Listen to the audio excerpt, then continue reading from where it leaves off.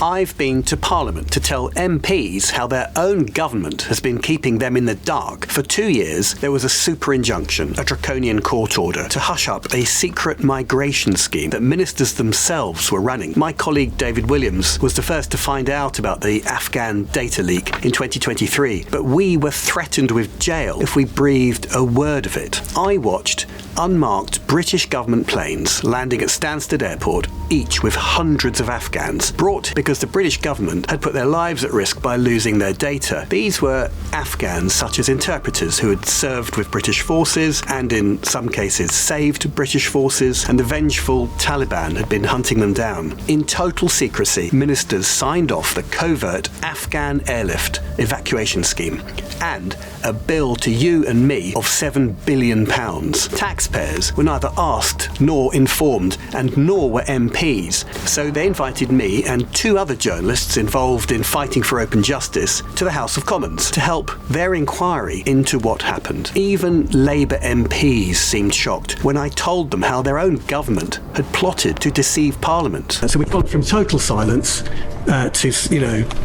to suddenly the MOD saying, well, we're going to fill the void with some selected facts. Ministers were accused of deliberately misleading the House of Commons. And here is how. While we, the press, were gagged by the super injunction, ministers decided to tell Parliament their own rose-tinted version of events. I was inside a secret hearing at the High Court when the Ministry of Defence outlined their jaw-dropping plan to a judge. Defence Secretary John Healey would make a statement to Parliament that would, in the words of the incredulous judge, not tell the whole truth. That's when the judge himself highlighted that this was political.